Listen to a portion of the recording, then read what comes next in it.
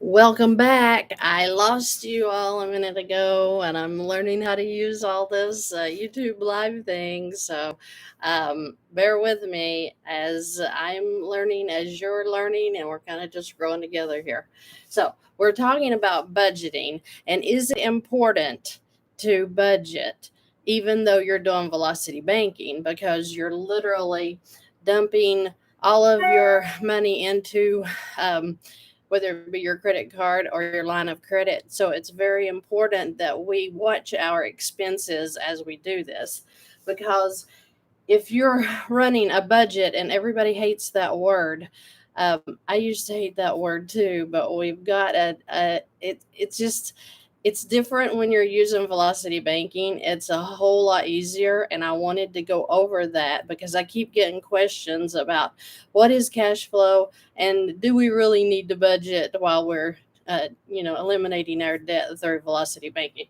So if you have an income of $2,000 a month, and that's your household income, individual household, we need to know that number. We need to know exactly how much money is coming into the home, because when we can figure what your income is based on your expenses, then there's a better timeline for when your debt elimination could possibly occur.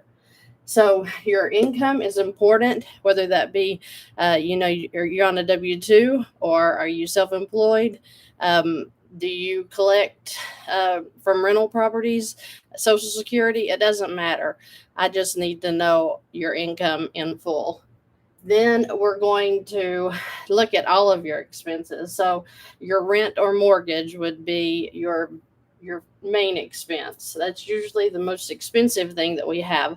Although lately I've seen people's car payments well exceed their mortgage payment, and blows my mind, but people do that. So your rent or your mortgage is usually the first expense we show. Your utilities, that can be your electric, your water, that can be your cable, your internet, your Culligan, whatever it takes to run your home. Subscriptions, Netflix, Hulu. Uh, we're talking about a Peloton subscription. There's so many. They say that the average American spends up to $600 a year in subscriptions. They're very easy to get rid of if you go through. Um, Even your PayPal will show you what subscriptions that you have. So it's important to know the money that's been automatically deducted out of your accounts. Your food, of course, that's a large expense. Food. So food is the expense on food is so much higher with some people than it has to be. So I deal with people that they will have up to $2,000 a month in food expense, and that's eating out. That's buying groceries or whatever. On average, this should be about $75 a month per person. So that doesn't sound like a lot, but when you want to get stringent, you want to get frugal with your budget, then you can make $75 a month per person happen. I've done it, I know it works. Your car. Of course, there's a car payment. Like I said, some people get really crazy with the car payment stuff, but we're going to say that this person has a $250 car payment, and then your gas, of course. So you'll need gas to, go to work, hopefully. So we put 200 a month for gas. Now, with this example, the expenses come to $1,570 a month. And when you take that away from the income of $2,000 a month, that leaves you with $430 a month in cash flow. Okay, I lost my. Oh, nope. Found it. Okay, so cash flow is money left over after all expenses for a month are paid. I left out but should not have tithe is very important. So I am a giver, I am a tither. That's the very first thing that comes off of my money. That is where your blessing comes from. If you are a Christian and you're living under kingdom principles, you can study in the Word where it tells us how the Lord blesses us when we give, when we're givers, and when we do our tithing. So that's a very important part of my life.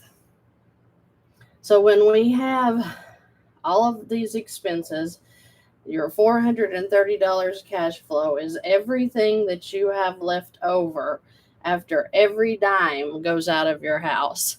That's your cash flow. Now, let me scoot on this side. If we have rent or a mortgage, you know that most of the time this cannot be paid out of a credit card. So this would have to be a cash payment or withheld out of your account so that you're not putting it on your credit card, because you will need to transfer that into your checking account so that you can pay that, because we can't use credit cards for things like rent, car payments. I need to circle that too. So the car payment and the rent looks like the only two things in this example that we cannot use a credit card for the expenditure. Okay, so if we have a credit card and we have a $3,000 limit, okay, we would take the utilities that total $100 a month. We would take the subscriptions, the food. Anytime you go out, you swipe the card. That's no big deal. And then you would pay your gas on the credit card. So let's pretend this is a Capital One credit card. $3,000 limit. So you would come over here and you would minus off your 100 for utilities. And these occur throughout the month, so it's not like ongoing. You would have your subscriptions. You would have your food, of course. And then you would have your gas for the car. So we have 5, 6, 7, 8, 20. We have $820 coming off of that, which would give us $820. 9 minus 1 would be $1180. Let me check. I am not a mathematician, so I need a calculator and I'm going to use it, so bear with me. So we had 3,100.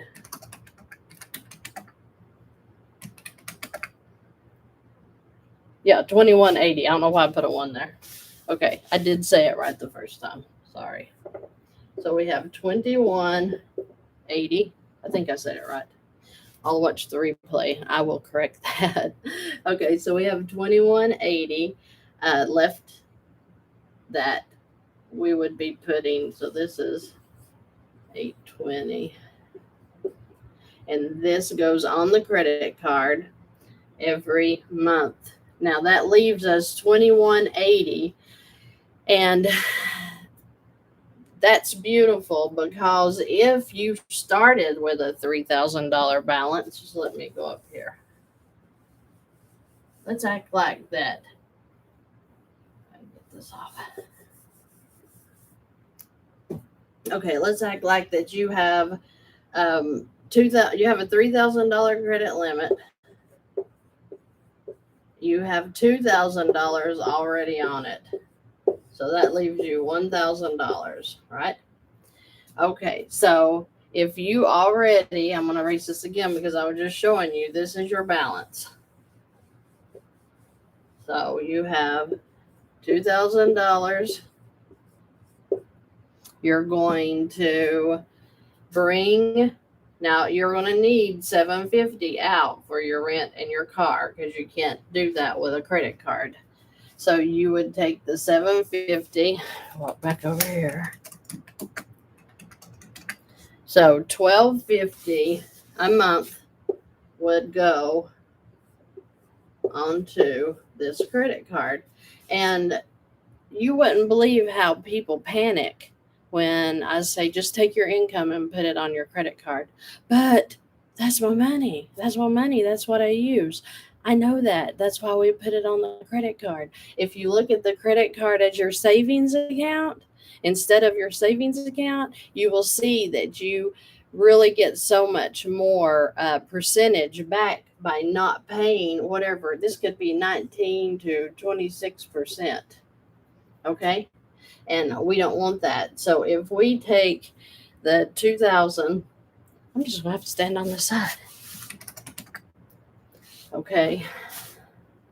So that means that this is now a $750 balance, right? Because this is our income. Okay.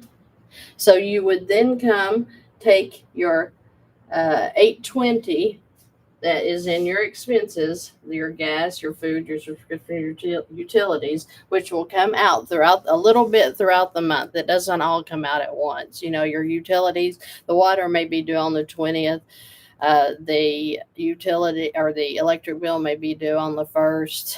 You'll buy food here and there throughout the month. So it's just sporadic when your expenses come out. But we're going to go ahead and add the whole back in. So that would be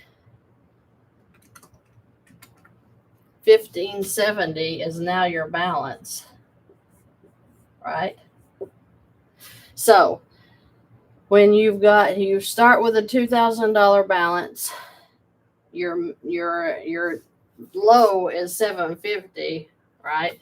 So we got 2,000 for the high, 750 for the low, and 1570 is the end at the end of the month balance.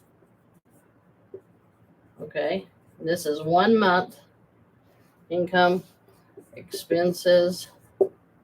All right, so we're going to take the 1570 plus 750 plus 2,000, and we are going to divide that. Well, sorry, I hit the wrong button. That's 4320. I'm very sloppy. We're going to divide that by 3 so we can get the average daily balance. So we're going to divide that by 3, be 1440. So the average daily balance for this month is $1,440, and we're going to pretend that this is a 21% credit card. So 1440 times 21%. So it would be 302.40. So we're going to say times 21% equals 302.40. The interest for the year. Then we would divide that by 365 days. Can you all see that? Okay. So we're going to divide this by 365. That means 82 cents a day is your interest times 30 for the month would be $24.60. Okay. So you're going to pay $24.60 for 1 month based on this month right here. If we didn't, we have to keep up with what our interest rate is, our balances, and what we're paying in interest, because the way we beat the game or we win the game is to knock this interest down just as low as we can get it. So we're going to continue on here. Now that we know that your interest was $24.60 for this month, we'll add that on to the 1570. That's $1594.60. So $1594.60. That would be the first. So if we did this in November, this would be December 1st balance that we would be working with. Okay, so let's go ahead and let me make some room over here.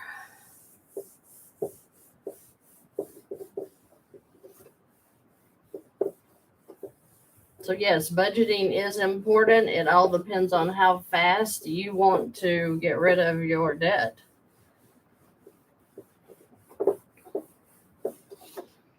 So if we take the 1594, so start over here now, 1594.60, and then in month 2, we're going to make the income deposit again of $12.50. All right, let's see what that does. That leaves us $344.60 for our balance. How long have you been sitting at a $2,000 balance, making that, I don't know, what, $65 a month payment? How long have you been doing that? Some people do that for on and on and on. Plus, they're adding to this 2,000 because they're not looking at the credit card as a savings account that we're going to be using to spend out of anyway. So let's go ahead and get our income in there. So we are at month 2. Our income has brought the balance down to $344.60. So that will be our low balance, $344.60, with our high balance being $1594.60. And then we're going to add our $820 expenses back on.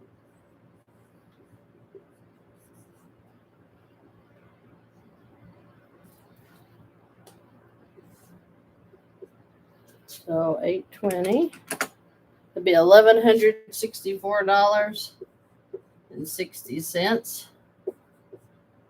All right, so this would be our medium, or the middle of what our balance has been. I'm sorry I've been so sloppy. Okay, so $1,164.60 plus $344.60 plus $1,594.60 divided by 3. That's $1,034.60. Okay, and then we're going to take the $1,034.60 as our average daily balance. So $1,034.60 is what the average daily balance is. So we're going to take that times the 21%, which is $217.26. So we'll take this times 21%. That gives us $217.26. Then we're going to divide this by 365 days. So divide by 365. That's 59 cents a day interest charge, which is times 30, $17.70 a month. So you times 30 days to get what it would be for the month. So it's $17.70 even. Okay. What? 17.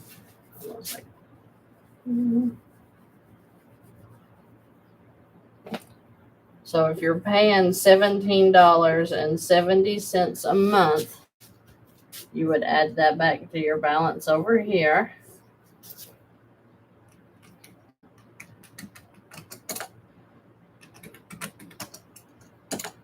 Which is $1182.30. So that is now your new balance starting month 3. Okay. So we would come in with a month 3. The income exceeds. So we just literally would pay this card off.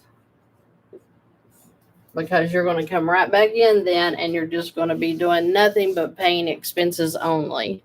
So after you come to the zero balance, your $820 in expenses is literally all you're paying now, because this $2,000 credit card has been wiped out completely in the month 3. How long have you been paying the $65 on $2,000? So when we start looking at credit cards as savings account, because now this had a $3,000 limit. Now, if I have an emergency, I have $3,000 available to spend for a flat tire. Uh, Maybe you want to take a vacation. Maybe you want to do an overnight trip that's going to cost you, $500 or $600. You have room to breathe when you just manage your money in a different way. Manage it, put it somewhere else. Don't be, the checking account, the savings account. That's not working. We need to use our credit cards. We need to use our lines of credit to make a difference and eliminate our debt so that we can get free. If you have any questions, just send me an email at support@Vann, VANNFS.com. If you have any comments, leave them below. And if I made any mistakes, don't be surprised. Point them out, please. But I will correct them because we're learning together. And this is very exciting. But I want to help you get free. Have a good day.